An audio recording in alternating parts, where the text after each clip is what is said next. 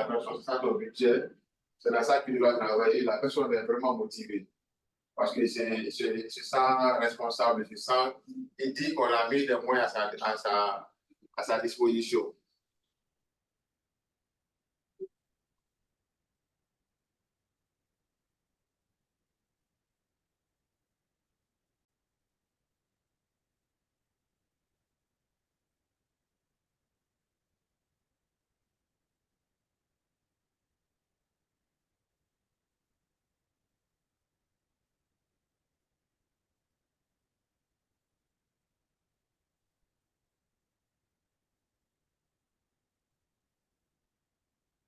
Donc, c'est un moyen aussi d'évaluation, comme on l'a dit précédemment, c'est pour s'assurer que les responsables ont exécuté leur activité. S'ils n'ont pas exécuté, c'est qu'il y a un problème. Le budget aussi, c'est un moyen qui permet de faire un contrôle. Il faut avoir une autorisation. Chez nous, avant, même au niveau de l'État et dans la plupart des grosses entreprises, pour faire une activité, il faut avoir un budget. Donc, si tu veux faire une demande d'achat pour faire une activité, on va te dire est-ce que tu as un budget pour l'aller. Si tu n'as pas de budget, il faut l'autorisation du directeur financier ou de l'état général de l'entreprise. S'il n'y a pas cette autorisation, c'est qu'il y a un problème. Le comptable ou bien le contrôleur de gestion ne va jamais te laisser exécuter cette activité ou bien cette demande d'achat. Parce qu'après, on sera hors budget. Si chacun peut se lever, faire des achats, faire des trucs, c'est au directeur financier ou bien au propriétaire de l'entreprise de s'assurer que cette dépense est vraiment utile pour l'entreprise. Si elle est utile, elle autorise. Donc, le budget permet de savoir ça. Mais imaginons qu'on n'a pas de budget au début de l'année.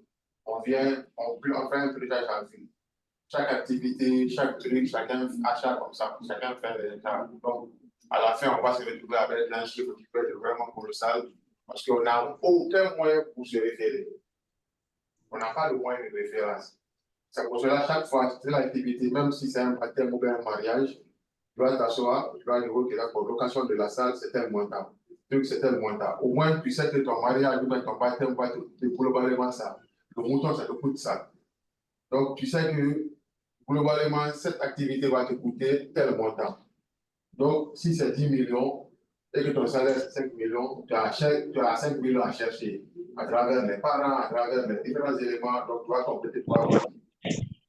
Mais après, il y aura toujours des imprévus. Donc, il faut que tu aies un montant aussi pour les imprévus. C'est bon pour cette première partie? Donc, le budget permet la planification, contrôle, coordination, communication. C'est un élément de motivation, un élément aussi qui nous permet d'évaluer.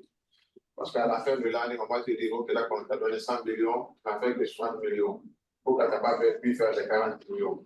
Pour que tu as donné 100 millions, tu as fait 140 millions. Les 40 millions en plus, ça fait quoi? Il faut que tu donnes des explications.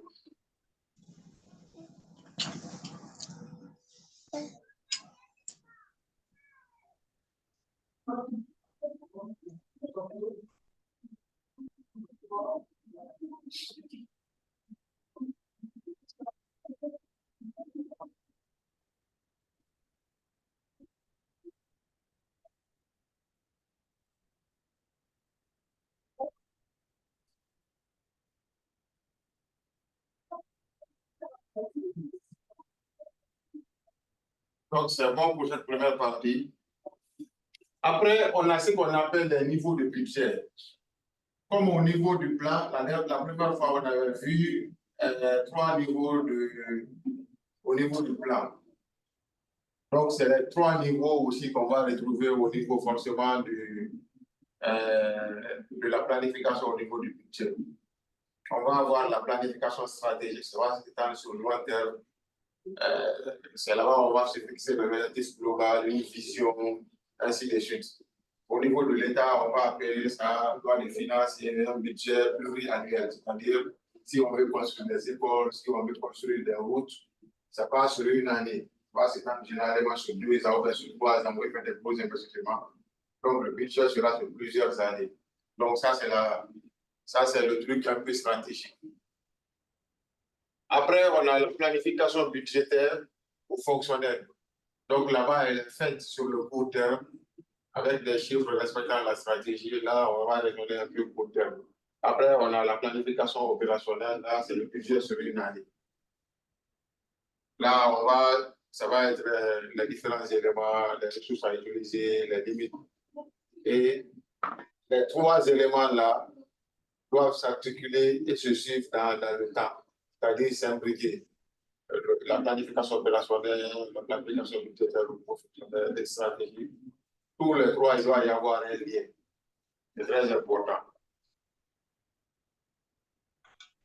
Après, on va passer au niveau de ce qu'on appelle le processus budgétaire. Au niveau du processus budgétaire, ça aussi, c'est tous les éléments quand je vais commencer à faire mon budget. Donc, pour cela, on va parler du comité budgétaire. Comité, c'est des notions à connaître. Comité budgétaire. Donc, c'est les différents éléments ou les différentes personnes qui vont rentrer dans le processus budgétaire. Au niveau d'une équipe, dans une entreprise, une entreprise, par exemple, privée, ça va être les différents départements. L'équipe de finance, les responsables des différents départements, la direction générale. Donc, tous ces éléments vont permettre de faire la circulation comment dirais ça, la circulation des informations. C'est-à-dire, ça peut quitter en haut comme ça peut quitter en bas vers le haut. Donc, c'est ces différents éléments qu'on va appeler le comité budgétaire. L'état des ressources humaines, l'état des finances, des opérations, chaque département, parce que c'est le responsable des départements qui connaît cette activité. Après, on a ce qu'on appelle le manuel du budget. Le manuel du budget, vous allez partir dans une entreprise, s'il n'y a pas le manuel du budget budgétaire, c'est à vous de le faire.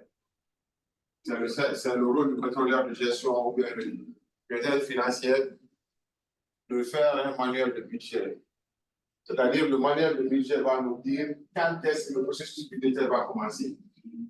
C'est-à-dire, à quel moment, quand je suis vers novembre ou bien octobre, je dois commencer mon processus budgétaire pour l'année suivante. Donc, c'est ça qu'on appelle le calendrier budgétaire. Ça va nous dire aussi l'organisation des centres de coûts, c'est-à-dire l'entreprise est subdivisée comment? En des centres analytiques. La dernière fois, on avait vu les centres analytiques. À la tête de chaque centre analytique, il y a un responsable du département. Donc, c'est le manuel de budget qui va nous dire ça aussi. C'est le manuel de budget aussi qui va nous dire comment collecter les données, comment sont codifiées aussi, c'est-à-dire le département achat, on va dire, c'est A, B, ou bien AC, ou bien 728. C'est le manuel de budget qui va nous dire ça aussi. La codification des entreprises et des codes analytiques. Après, c'est le manuel de budget aussi qui va nous parler des assumptions. C'est-à-dire comment on doit faire les assumptions, ça doit comporter combien de lignes, ainsi de suite. Et il va nous dire aussi qui prépare le budget, qui regroupe les informations, ainsi de suite. Donc, en quelque sorte, c'est comme la Bible ou bien le Coran, il va nous dire ce qu'il faut faire au niveau du budget. C'est ça le manuel du budget. Donc, si ce n'est pas fait dans des grosses structures, il faut le faire. C'est très important qu'on sache. C'est-à-dire, si j'ai un nouveau département, si j'ai un nouveau truc, si j'ai différents sites, comment je vais faire les codifications pour que je puisse remonter les informations, que les informations puissent être suivies. Parce que si cette organisation n'est pas bien faite, au niveau de la comptabilité réelle, des coûts réels, je ne pourrais pas aussi faire remonter les informations au niveau du coût réel. Très bien. Après, on a les facteurs clés du budget, c'est-à-dire quand je fais mon budget global, qu'est-ce qui est le budget le plus important? C'est au niveau du budget, c'est les ventes. Quand je fais mon budget, c'est par les ventes que je dois commencer. C'est le budget le plus important. Si je rate mes ventes, j'aurai tout raté. Parce que c'est le budget des ventes qui va traîner ou bien entraîner tous les autres budgets. C'est en fonction des activités que je vais avoir. Si je sais que la salle là sera occupée, tel, je peux prévoir les investissements à faire. Mais si je veux faire, je suis dans l'illusion, je me dis, ok, là, comment mon budget, je vais faire mon budget des ventes, je vais dire la salle là sera occupée 24 heures sur 24, là-bas aussi sera occupée 24 heures sur 24. Là, je vais faire des prévisions de vente, mais qui ne vont pas réellement venir. Là, j'aurais surestimé. Donc, c'est pour cela que quand on fait le budget des ventes, on doit être un peu précis. C'est-à-dire, on doit baser ces ventes sur le minimum le plus possible. C'est-à-dire, je me dis, dans le scénario le plus mauvais, ça, je vais vendre. Je vais faire en fonction de ça. Donc, si j'ai un peu de vente en plus, là, ça va me booster. Mais si je dis, je vais vendre 100, et si je vends 50, là, je serai complètement débité.